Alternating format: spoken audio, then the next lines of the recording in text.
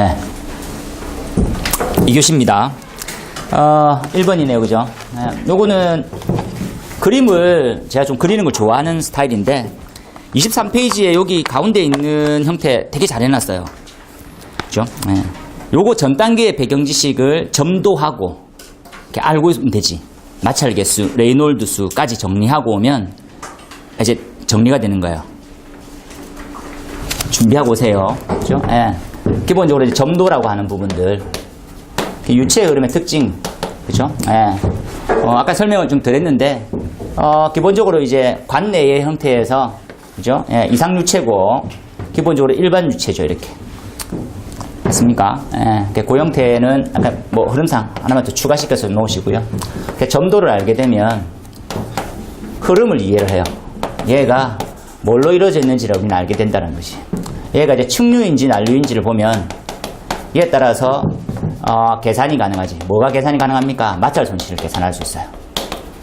이렇게 보자는 거지. 마찰 손실이 왜 중요합니까? 라고 하면 역으로 한번 생각해 볼게요. 예. 우리는 이제 헤드를 기준으로 많이 하는데 여기서 필요한 건 뭡니까? 규정 방사압 이런 말 쓰죠. 방사에 대한 압하고 량이 중요해요. 그죠? 규정 방사압 방사량이 뭘 뜻하는 거랬어요? 이게 이제 소화예요. 소화. 이게 시방적 개념이에요. 이해되죠? 말단 헤드에서 규정 방사압 방사량이 나온단 말은 불을 꺼질 거라는 것을 우리는 알고 있는 거지. 약속이 된 거예요. 아, 맞다. 그렇지. 이게 부족한지 좋은지를 확인하는 방법을 얘기할 거예요. 뭡니까? 시방적으로 하면 환산표라는 게 있지. 환산표. 그죠? 길이당 마찰 손실이 얼마큼 된다는 거. 그 표가 있는 게 시방적으로 설계하는 굉장히 주범적으로 단순한 거예요. 어떤 의미에서. 막말로 얘기하면 조금만 배우면 누구든지 할 수 있는 설계로 바뀌는 거고 실질적으로 각각에 있는 구간의 손실치를 다시 한번 계산해 보자는 거예요. 그 계산을 의한 형태를 우리는 수리계산이라고 할 거야. 그죠? 수리계산은 딱 하면 제일 첫 번째 떠올라야 되는 것은 현장에 있는 사람은 절감을 떠올려야 돼요. 절감. 그죠? 근데 소방기술사는 뭘 떠올려야 됩니까? 라고 하면 실제로 손실.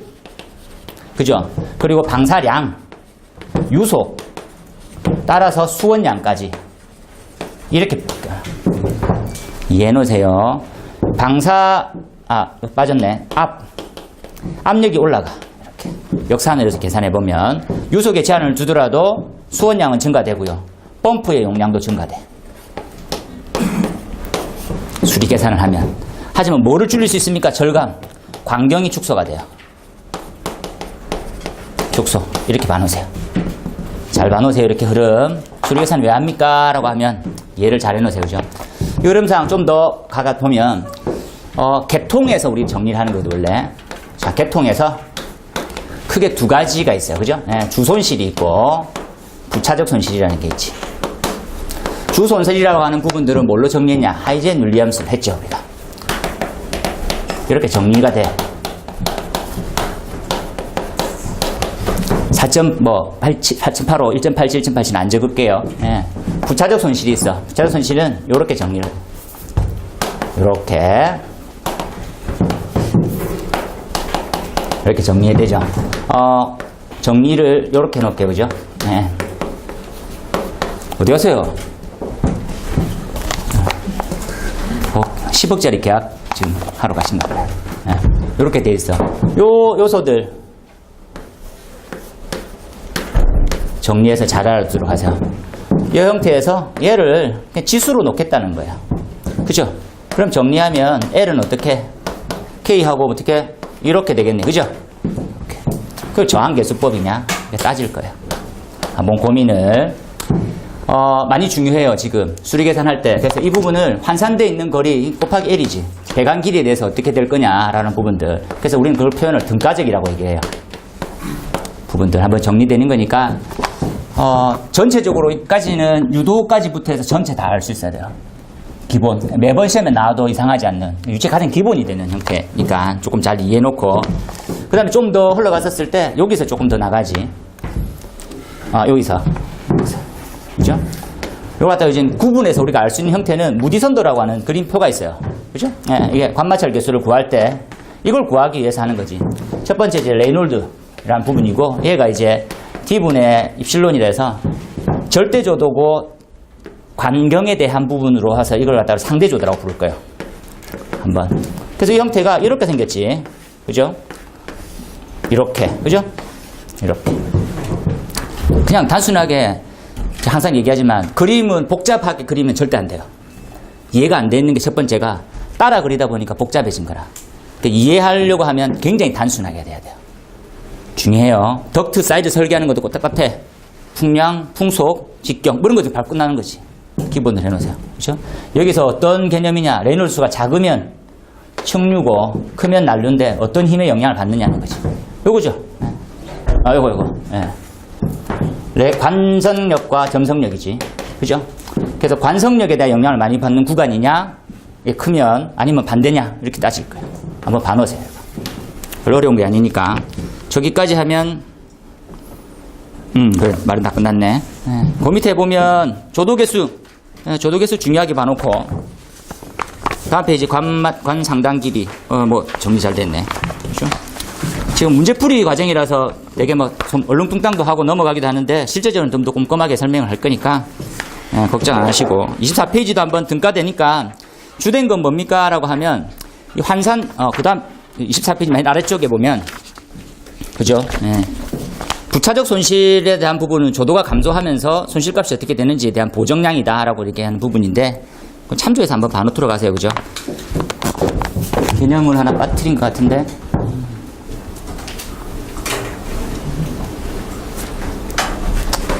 넘어가. 25페이지에 물질 안전 보건 자료죠. 물질 안전 보건 자료 MSDS인데 위험물 하면 무조건 제일 먼저 떠올라야 돼요. 위험물 제일 첫 번째 떠올라야 되는 거.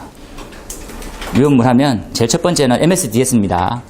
위험물 안전관리법상 일정량 이상이면 무조건 MSDS를 비치하게 돼 있어요. 사용자부터 해서 가공하는 사람까지 전부 다. 그래서 MSDS를 가장 중요하게 봐놓는 게 원칙이에요.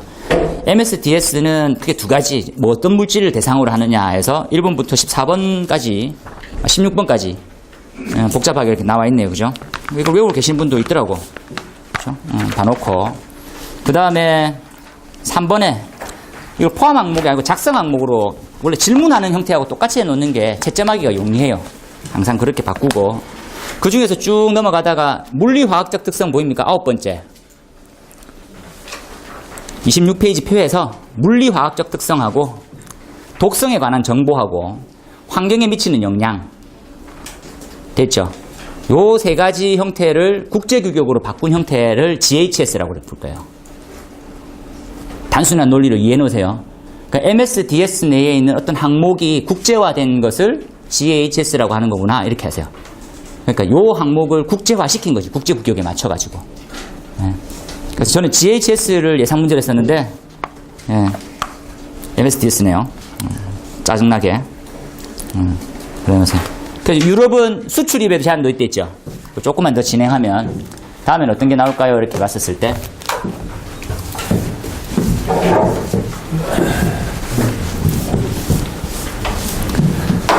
어떠한 물질이 저장 취급 조치사항 이런 거 다 넣는 거죠. 어떤 물질이 어떠한 위험성을 가지는지 어떤 저장이 필요한지를 정리한 게 MSDS라고 하는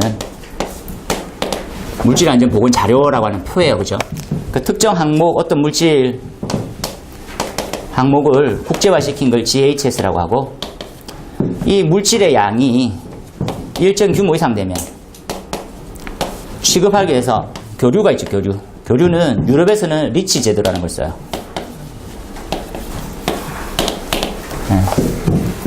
그 형태까지만 조금 더 준비해서 알아두시면 되겠어요. 그죠?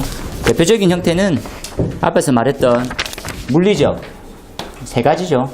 건강적, 그 환경 영향성. 환경에 독성이 좀 포함되니까 이런 것들 나가시고 나머지는 한번 보시면 되겠고요.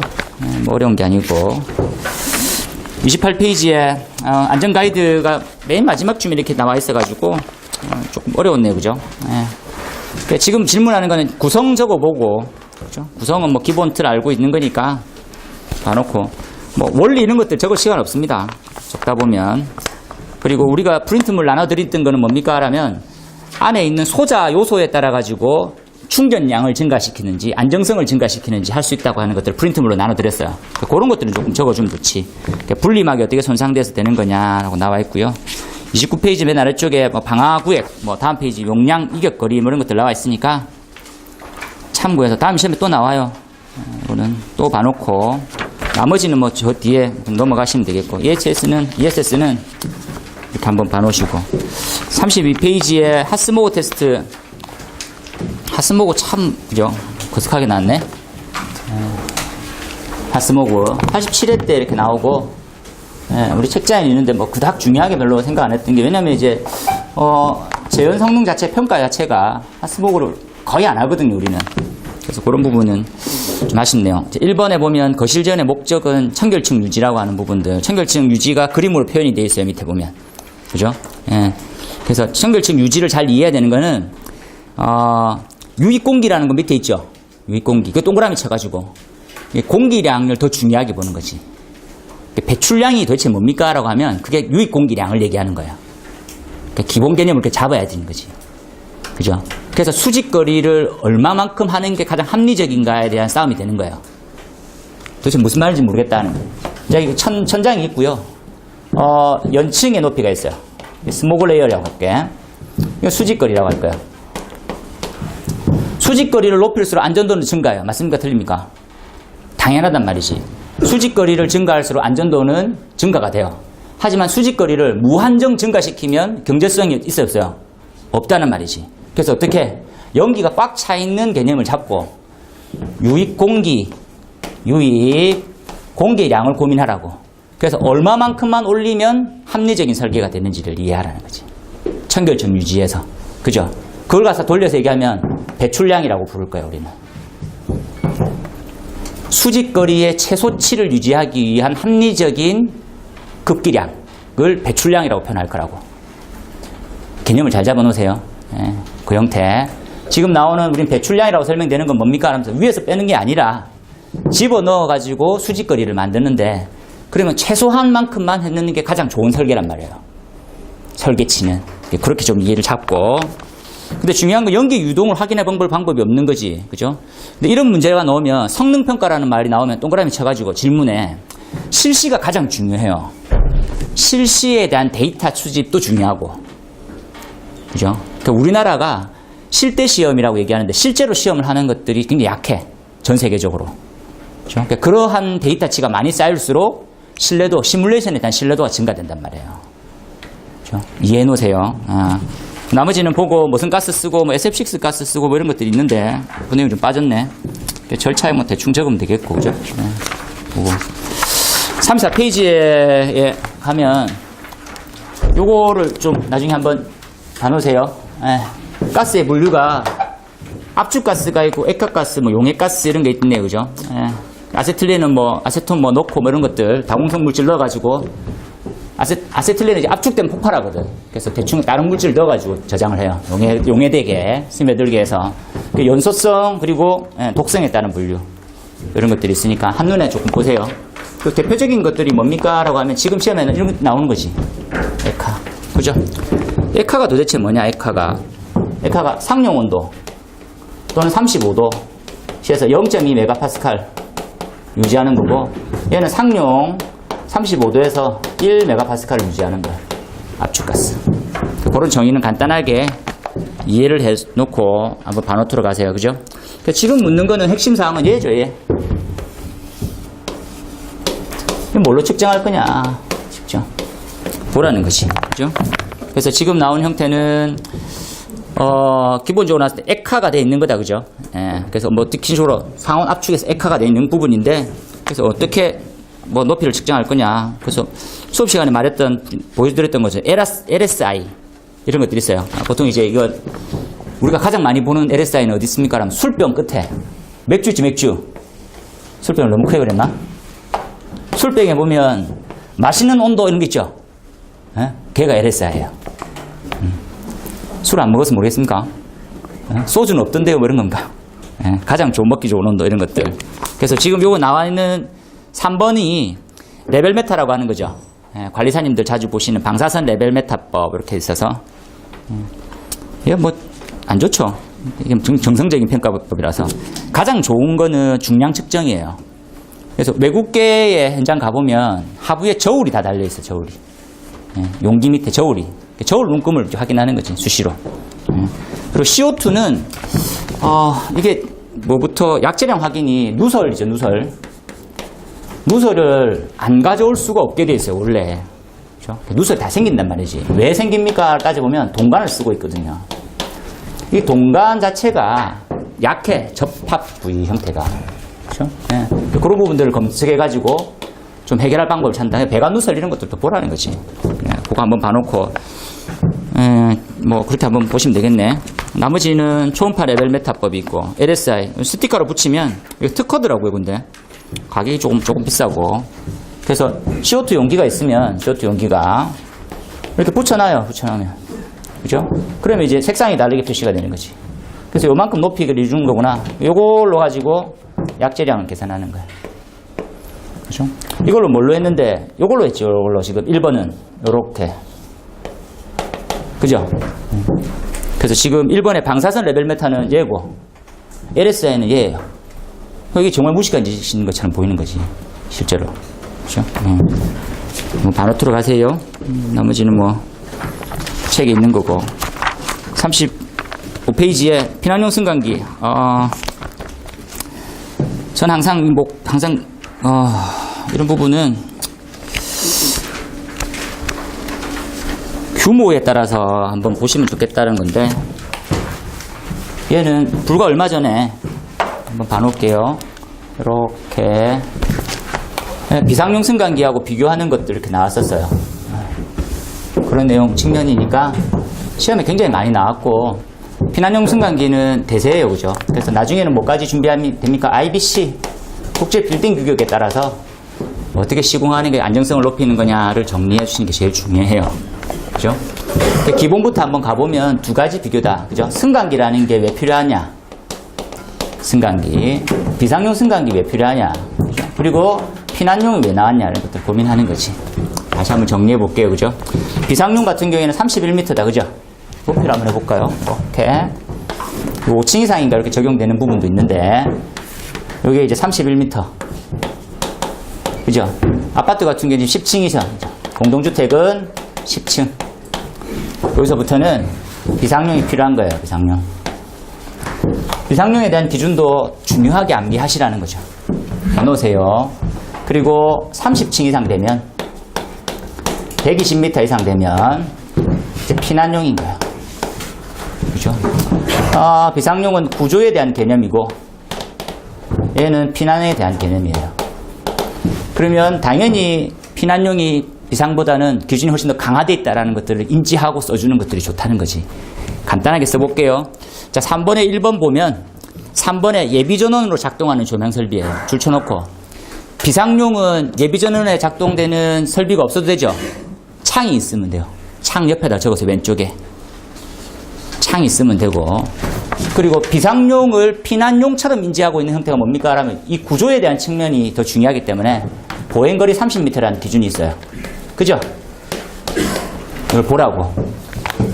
근데 피난용은 피난용 자체가 안정성이 확보됐기 때문에 굳이 보행거리에 대한 기준이 별로 필요 없어요. 이해해 놓으세요. 쭉 내려가다 보면 2번에 2번이 있다. 그죠? 줄 쳐놓으세요. 각 층 모든 곳에 지금 35페이지, 다음 페이지구나. 내랑 다르구나, 프린트가. 2번에 2번, 갑종 방화문 네모치 놓고요. 그거 제가 적으면서 해볼게요. 자, 얘는 이제 피난층일 때는 어떻게 할 거냐, 그렇게 묻는 거지, 그러면. 피난층. 얘는 갑방이 필요하고요. 얘는 갑방 면제지. 맞습니까? 피난층에는 아니할 수 있다잖아요. 그래서 얘를 뭘로 합니까? 라면 다 빼. 스프링클러도 빼고 제연도 빼요. 없어요. 비상용 승강기 승강장에는 공동주택의 겸용인 경우에는 안 해도 된다고. 이해해 주도록 하세요. 스프링클러 기준에 나와 있죠. 비상용 승강기 승강장에는 스프링클러 해도 안 해도 된다. 1층에 갑종 방화문 안다니까 차압 형성이 부족하니까 제연도 안 해도 되는 거예요. 쉽게 이해하세요. 1층은 다 빼도 된다. 하지만 피난용은 무조건 다 해야 돼요. 기본으로 봐놓으세요. 그러면 여기서 고민. 스프링클러 헤드는 넣어야 됩니까? 말아야 됩니까? 유사 성격이기 때문에 안 해도 된다가 일반적인 설이에요. 참조해 놓으세요. 그 다음 나온 형태가 3번의 실내 마감 접합 부위는 마감 전체로 바뀌었어요. 벽 바닥이 아니고 전체로. 예, 그런 설명이 잘 돼 있고. 그 다음에 배연 설비네요. 배연 설비 부분들, 이 배연 설비만 가능해요. 그죠? 배연 설비만 가능한데 비상용은요, 창문 달면 돼요. 알겠습니까? 기준이 많이 다르다, 그죠? 예. 그리고 승강로에서 한번 볼까요? 승강로. 그 밑에 3번에 2번이 있네요. 배연 설비 달아놔야 돼요. 이거 없어, 기준이. 그죠? 승강로는 배연을 하는 게 좋습니까? 안 하는 게 좋아요?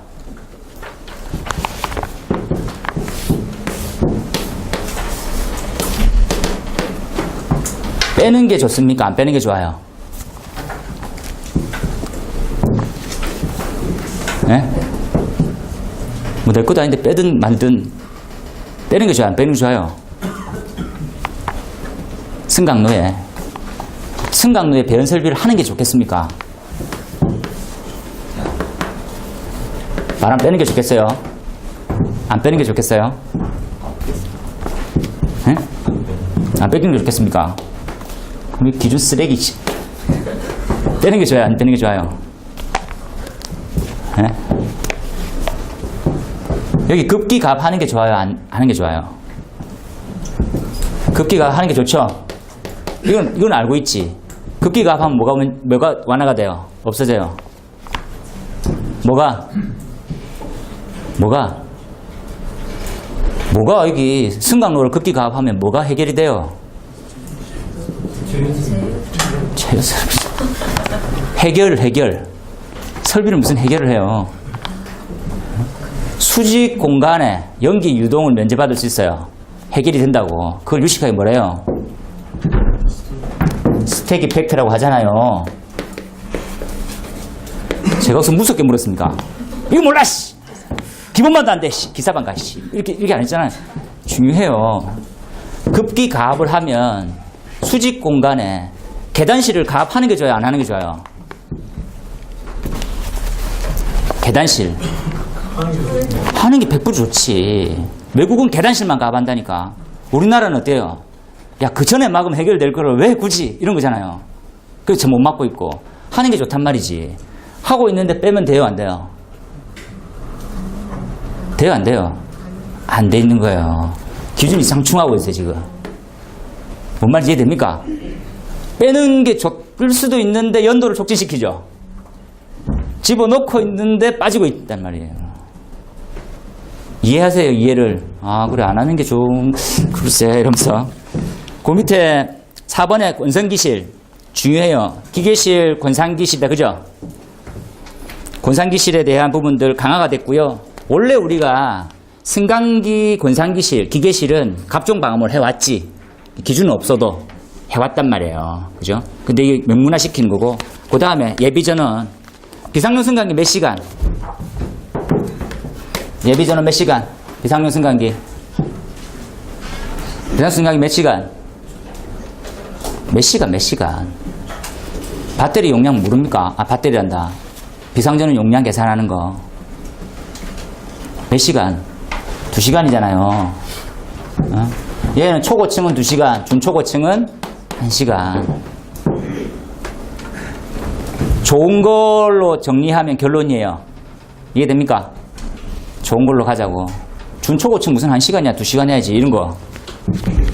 나머지는 4번, 5번은 그냥 넘어가고. IBC, 37페이지, 38페이지가 좀 비싼 내용이네요. 한번 보고. 네, 그 다음에 잠깐 끊는 척 했다가 3교시에요. 끊는 척 했습니까? 3교시입니다. 됐어요? 우리 호흡이 진짜 안 맞네요. 네, 좋은 팀워크예요. 네, 39페이지입니다. 아, 송풍기의 시스템 이펙트인데 손실을 얘기하는 거예요. 손실. 그죠? 개념을 잡을 때 손실이 있을 거다. 그러니까 뭐 이 팬의 흡입 측과 토출 측에 발생되는 손실을 통틀어서 시스템 이펙트라고 부릅시다라는 거지. 그러니까 어떻게 설계하느냐, 덕트를 어떻게 설계하느냐가 결정적으로 장애가 될 수 있는 거지. 다시 한번 봐볼까요? 토출 측의 손실이 너무 크면 뭐가 생깁니까? 토출 측의 손실이 너무 크면 뭐가 생겨요? 뭐가 생겨요, 뭐가? 토출 측에 공기조가 있고 밸브가 있고 뭐 생기는 게 있었잖아요. 뭐 서징이 생겨요, 서징이. 그런 것처럼 고민하고 가자고. 토출 측에도 손실이 크면 안 돼요, 그죠? 잘 이해해 놓으세요. 이 공부가 들어올 때 첫 번째 우리가 알아야 되는 것들은 한번 볼게요. 펌프부터 갖고 와서 준비하면 좋다라는 거지. 자, 펌프 한번 가져와 볼게요, 펌프. 자, 펌프 HQ 이렇게 돼 있어요, 그죠? 이렇게. 근데 우리가 전격은 어떤 효율이 100% 되는 지점, 그죠? 전격 산정에서 이렇게 돼 있어요. 이게 낙차구로 이렇게 돼 있어요. 이게 이제 운전점이라고 하는 전격이에요, 전격. 봐놓으세요. 하지만 배관에 대해서 그죠? 예, 마찰 손실이 증가되지. 여러 원인에 의해서 스케일부터 해서 뭐 여러 가지 원인이 있겠지. 곡선이 이렇게 돼요, 이렇게 증가돼. 그럼 유량이 부족 현상이 생겨요, 그죠? 맞습니까? 예. 유량 부족이고 대신에 압력은 높아져요, 좀. 그러면 유량 부족을 메꾸기 위해서 이 지점쯤에 만들어 놓는 거지. 요렇게. 그죠? 맞습니까? 이렇게 맞춰줘야 되는데, 예. 이렇게. 그거하고 똑같은 거지. 되겠죠? 예. 요거 똑같은 거예요. 다음에 그림이. 그럼 마찬가지로 시험 문제는 이런 식으로 풀어보면 좋겠죠. 공부를 할 때 조금 더 넓게 보자는 거지. 하나하나 정리하지 말고 한 덩어리구나 라고 생각해 놓으세요. 자, 팬 이렇게 돼 있어요. 흡입측 이렇게 정리할게요, 그죠? 지금 송풍기, 자, 이름이 송풍기의 풍량 제어. 풍량 제어가 시험 문제 몇 회?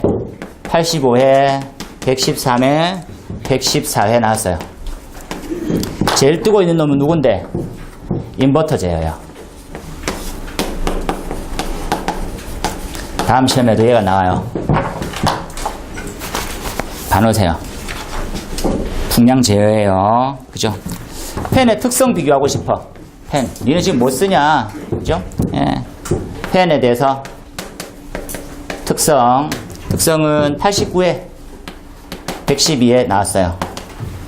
시험에 뭐 나올 겁니까? 라면 시로코 펜, 그죠? 에어포일, 그리고 엑셀 펜 비교하세요. 뭘로? 성능 곡선으로 비교해라. 예상 문제예요. 정리하세요. 그 다음에 불과 얼마 전에 나왔던 덕트 설계법 정리합시다. 자, 덕트 설계 이렇게 돼 있어요. 시험에 어떻게 나왔는데 86회 그리고 95회 110회 얘는 또 나와요. 식이 맞춰지면 다 중요해. 그죠? 인버터로 갈래? 흡입측 제어할래? 그런 거죠. 다시 한번 정리해주세요. 이렇게 곡선을 한번 비교만 해볼게요. 엑셀펜, 그죠? 엑셀펜 이렇게 움직일 거야. 시로코 이렇게 움직일 거예요. 맞습니까? 체절과 방향풍속의 차이가 얼마큼 되는지 보는 거예요. 이해됩니까? 지금 이해할 필요 없어요. 차이가 크면 클수록 제어가 어떻게 될 것 같아요? 쉽지 않아요. 잘 이해하세요. 나중에 곡선 설명 따로 가야 되는 거니까 그렇게 할게. 그래서 시로코가 에어포일보다 성능 곡선상 안정성이 높아요. 이해하세요? 네. 중요해요. 그 다음에 정리를 해보면 뭐 이렇게 나와 있네, 그죠? 이 그림 그대로예요. 순서대로 따져보면 뭐 어떤 식으로 따지는 게 제일 좋겠느냐, 인리석으로 봤을 때 요렇게 한번 볼게요, 그죠?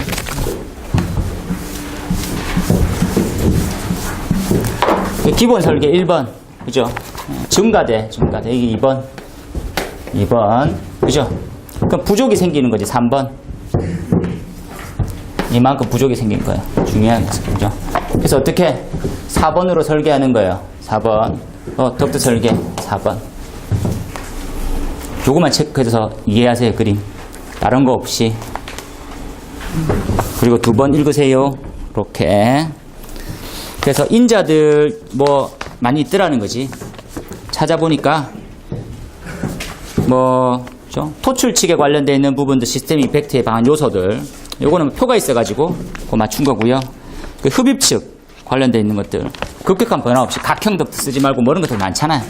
그리고 여유거리 주고 직경이 얼마만큼 띄우고 뭐 이런 것들이 많이 있어요. 준비만 해가도록 하죠. 이렇게. 다른 것들 아니고. 그 다음에 뭐 결론 부분 한번 담아놓으세요. 그 다음 나온 형태가 44페이지네요. 뭐 이런 것들 있죠. 이게 이제 돈 두는 하지 마라 이렇게 하는 거라. 더 넓히면 되지, 더 넓히면. 더 길게 빼고 이런 것들이 펜 스타일 따라서 다양하게 넣어놨어. 그 다음에 저는 보수율 이런 것들 예상 문제를 했었는데 안타깝네요. 보수율. 축전지 용량 환산계수에 대한 뭐 거를 적어라. 환산계수는 표도 있고 그죠? 특성 곡선이 있으니까 거기 구성인자만 찾으면 되는 거죠. 2번을 먼저 해놨어요. 2번에 앞 글자만 따면 부전시 특성셀 전시 용량 뭐 이렇게 돼 있죠. 앞 글자만 따면 부전시 부하의 결정 부, 전류의 산출 전, 시간의 결정 시, 특성 곡선의 특성, 셀수 셀, 전압의 전, 그리고 시간의 시, 용량의 용량 뭐 이렇게. 부전시 특성셀 전시용 뭐 이렇게. 2차 전지 뭐 선택할래? 다음 페이지에 보면 뭐 이렇게 나와 있네요. 그죠? 뭐 축전지 종류, 셀수, 허용 최저 전압이 방정 종지 전압이죠. 그것들 보고 밑에 있는 표 한번 보세요. 표. 그죠? 용량 환산으로 해서 특성 곡선으로 구할래? 아니면 표가 있으니까 이 표대로 구할래? 뭐 이런 것들. 예상 문제는 4번으로 둘게요. 용량 계산하는 것 시험에 나오게. 10점짜리면 보수율도 알고 가시면 좋겠어요. 보수율이라고 하는 여유율은 여러 가지 부분에서 한번 생각해서 준비하시면 좋겠다. 그죠? 축전지 잘 알아두도록 하세요. 축전지가 어느 정도 정리가 되면 활용면인데 활용이 UPS예요. 잘 알고 가세요. 그죠? 축전지를 쓰는 것들에 대한 장점이 엄청 많겠지. 직류 전원으로 저장할 수 있으니까. 교류는 저장하는 게 아니고 교류는 발전기죠. 그래서 이제 직류 저장을 축전지, 그래서 대용량을 갖다가 우리는 ESS 이렇게 부를 거예요. 그래서 지금 사건 사고가 너무 많이 난단 말이지. 예전에는 얘가 이제 알카라인 납축전지 썼어요. 연축전지 쓰다가 연의 단점이 뭡니까? 라고 하면 H2SO4가 나오는 거라. 그죠? 그래서 항상 가스가 나오다 보니까 여기 배출구가 필요한 거예요. 배출 설비. 지금 이게 없는 게 나아요. 지금 리튬으로 쓰는. 아니면 니켈 카드뮴. 니켈 카드뮴. 뭐 이런 게 있죠. CD, NI, 이거. 얘는 배출 설비가 필요 없어요. 이걸로 많이 바뀌어 있어요, 지금. 현장 가보면. 지금 추가로 이걸 들어오는 거지. 리튬 이온이거든. 리튬 이온. 이렇게. 그죠? 이것도 피해 강력이 크네. 여러모로 한번 용감되게 한번 준비해 놓으세요. 47페이지 3번이네요. 성능 위주 설계에 대한 부분들.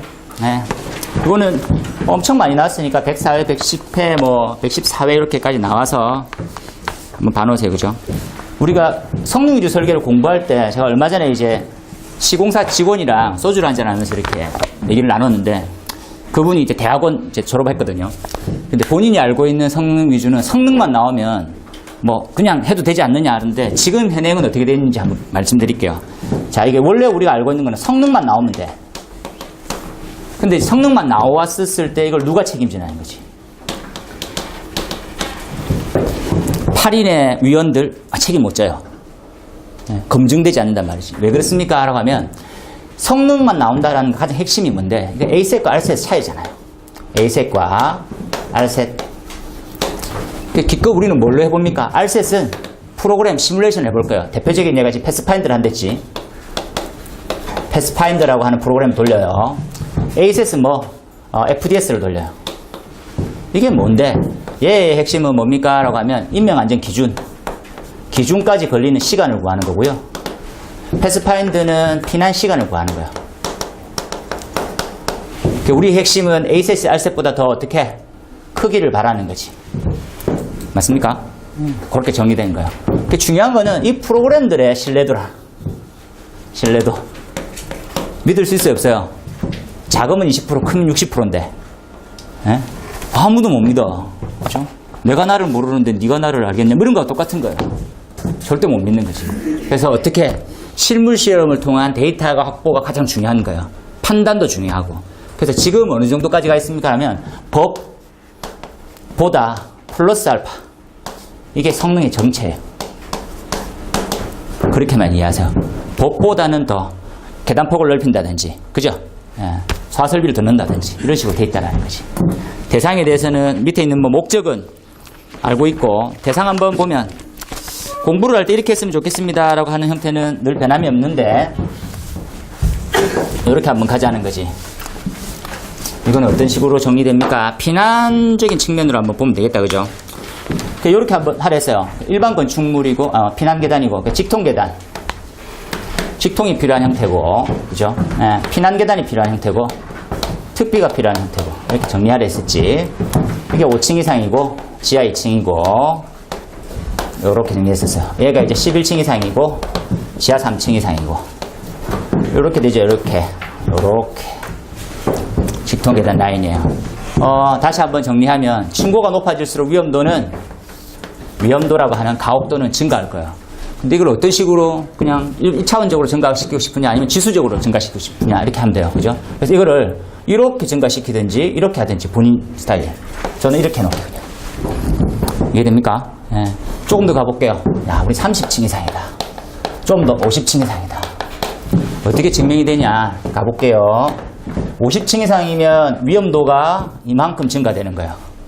11층 건축물보다 이만큼. 그죠? 그래서 뭐가 필요해요? 대책이 필요한 거예요. 예소방 관점의 대책. 순서대로 이해해 놓으세요. 잘 중요해요. 예, 지금 봐놓으세요. 두 번째 구분. 법상으로 표현할 때 약간 달라지는 게 뭐겠습니까? 보면 성능 위주는 지금 나와 있는데 100m예요. 그리고 지하층을 포함해서 30층이에요. 그죠? 지하층 포함하는 거. 그러면 고층 건축물은 어떻게 되어 있습니까?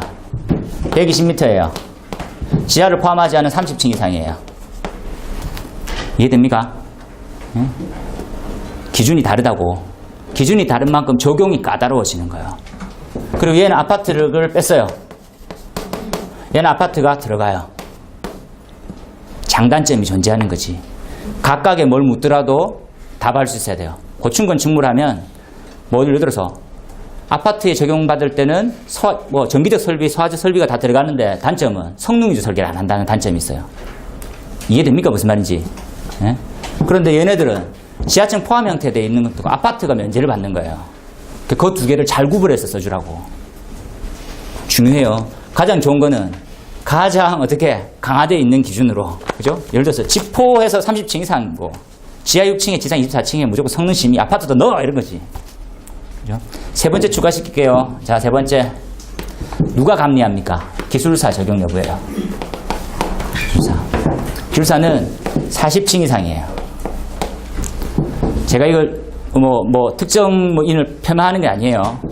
30층 이상이라 성능 위주 설계를 받았는데 성능 위주 설계의 위원들이 기술사예요. 그리고 그걸 시공 감리하는 사람은 특급 감리원이란 말이에요. 기사. 이해됩니까? 이해가 하시고 아니고 무슨 말인지 알겠죠? 예. 판단 내린 형태의 기술사인데 판단이 유효하게 적용시키는 사람도 그 동등 이상이 돼야 된다는 거지. 그럼 갑자기 이런 말 하자마자 저 새끼 또 집 앞그릇만 얘기하네 라는 성이 들죠. 맞아요. 네. 그렇죠? 탄핵되겠네. 무슨 의미인지 봐놓으세요. 네, 중요해요. 그래서 적용을 잘 못해서 문의하는 분들이 많아요. 성능 위주를 통과로 나왔는데 이 내용의 적용이 법하고 안 맞다. 이렇게 되는 거지. 그렇죠? 또는 야, 성능 위주에서 다 알아서 하겠지 하는 방관형 또 나온단 말이지. 봐놓으세요. 그 밑에 있는 기준 다 외우고 외우자, 그죠? 외국 기준 다 외우고 핸드북 뭐 이런 거 무조건 외워야지. 그렇죠? 예. 그 다음에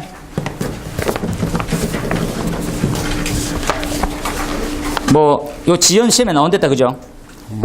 피난 지연 시간 이것도 시험에 나온다 했었고 추가로 하나 더 알고 가시면 좋겠습니다. 수영이는 책에 있는 거 요약된 표니까 정리해서 외우고 안 어려워요. 이거 무조건 해야 되는 거지. 골머리 쌓아야 되는 거고. 3-4는 기준으로만 봅시다. 연결 송수구다 그죠? 설비적인 측면에서 어떻게 하는 게 가장 좋겠습니까? 우리 책에 지금 우리 프린터물에 나와 있는 형태는 요렇게 나와 있죠. 이렇게 그죠? 2차 측으로 이제 공급되는 배관인데 합리적인 건 어떻게 하는 게 좋겠습니까? 조금 바꿔볼게요. 이렇게 돼 있어요. 밸브, 급수 배관, 2차 측 헤드 이렇게 정리할게요. 그죠? 그 밑에 층도 마찬가지예요. 이렇게 그러면 어떻게 하는 게 가장 좋겠습니까? 라고 얘기하면 별도 배관을 올리는 게 제일 중요해요. 그렇죠? 여기서는 뭐로 연결되어 있는데 펌프로 연결되어 있고 송수구는 그러면 어디서 딸까요? 이런 거지. 그죠? 송수구를 가장 좋은 방법은 이렇게 따는 거예요.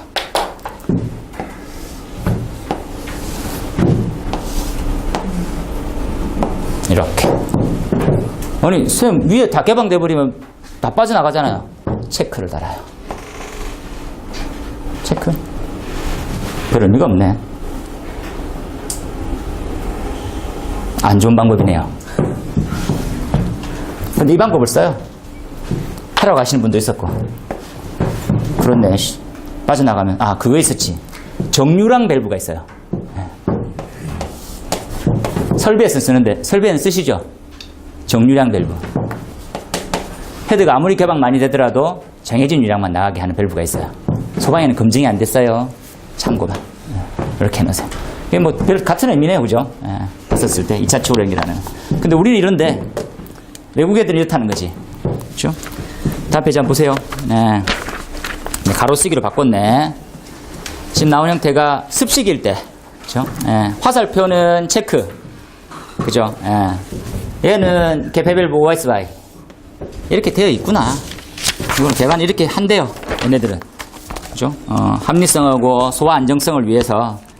그리고 특이한 거는 52페이지에 습식과 건식을 같은 형태로 이제 묶을 때가 있는데 어차피 흡입식은 똑같으니까. 그죠? 그게 이제 그 사이에 넣더라라는 내용이 있고요. 준비작동식일 때는 밸브 2차 측에 넣구나. 좀 봐놓으세요. 그게 끝이지 뭐.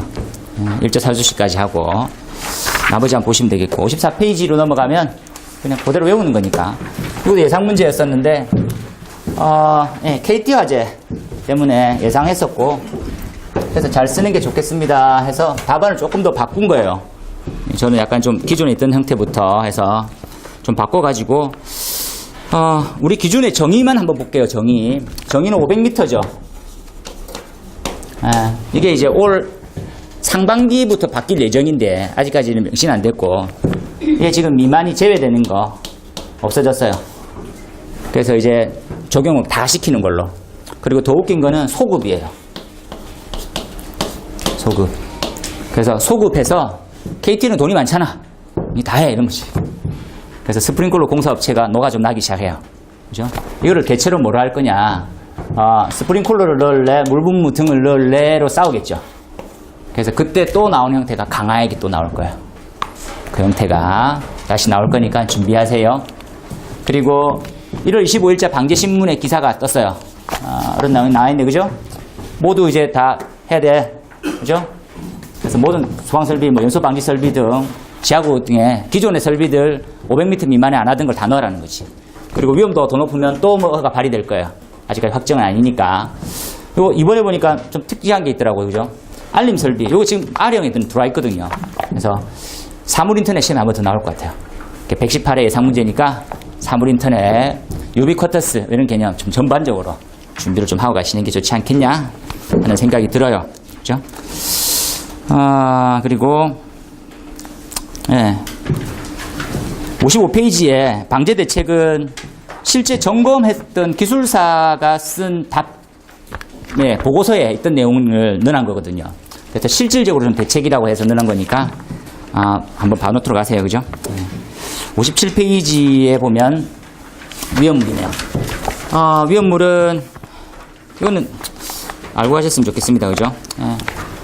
다음 시험에는 뭐 나옵니까? 하면 시험 방법에 금수성 나온다고 했었어요. 다음 시험 중요하니까 금수성 물질에 대한 시험 방법 외우고 갈게요. 한 번 더 외우고 가고, 오류위험물의 특징은 아까 다시 얘기했지만 오류위험물은 1류하고 2류하고 불안정한 상태라 했었어요. 그죠? 산소하고 가연물하고 반응이 굉장히 조금만 건드려도 터져. 네, 그런 형태가 있지. 그죠? 얘네들의 특징은 위험 등급이 1등급, 2등급밖에 존재하네요. 유질, 니니, 그죠? 니니, 디, 히히히 이렇게 돼 있어요. 히히히. 2개, 5개, 2개예요. 이렇게.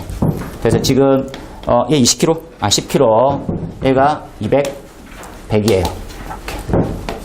그죠? 그래서 시험에는 얘가 나왔죠. 히드록시라민. 히드록시라민이 지정수량이 100이라는 거. 공식 기억하니? 이런 것들.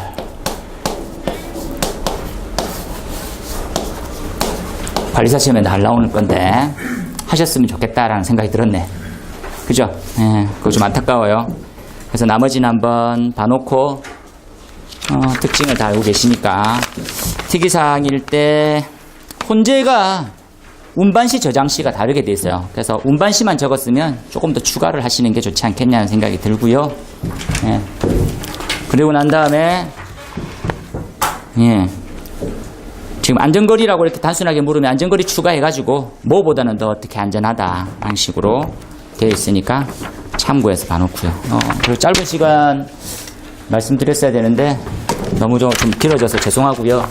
그리고 나머지 4교시는 풀이는 연구반 선생님하고 함께 하시고 조금 쉬었다가 이제 시작하도록 할게요. 그죠? 그리고 여정이에요. 그죠? 그리고 시험 치시고 제가 늘 걱정하는 게 회포는 합격하고 푸는 거예요. 그죠? 다들 27일날 시험 친다고 고생하셨었는데 알고 있는데 27일날 가장 자기가 뭘 썼는지 기억 잘 하거든요. 그러니까 그때 어떤 답을 썼는지를 준비해서 그리고 강사하고 토론하고 의논하고 점수를 예측하고 그 점수가 제대로 맞아지면 이제 더 이상 공부 방법을 어떻게 해야 될지가 정리가 되는 거예요. 그러니까 그때 회포를 푼다는 의미에서 저녁에 막 술 먹고 한 며칠 동안 가고 일주일 있다 시작해야지 이렇게 하면 그래서 지금 3년째 오고 있잖아요. 길어진다고. 그래서 응시날 제일 중요하고요. 그리고 장점은 1년에 3번이나 칠 수 있다는 장점이고요. 그리고 50명만 제끼면 되는 거예요. 막말로 얘기하면. 그죠? 자기 제일 뒤에 있으면 많이 제껴야 되겠지. 점수대가 올라가져 있으면 조금만 제끼면 된단 말이에요. 되게 단순하게 공부 방향을 잡으세요. 암기하고, 휴고라고 외우고, 그죠? 어느 정도 이해하고, 그리고 시킨 대로 응용하고, 그죠? 그러면 좋은 결과가 있지 않겠냐는 생각이 들고요. 긴 시간 고생 많으셨고, 나머지 4교시 충실히 들으시고 좋은 결과 있으셨으면 좋겠습니다. 고생 많으셨습니다.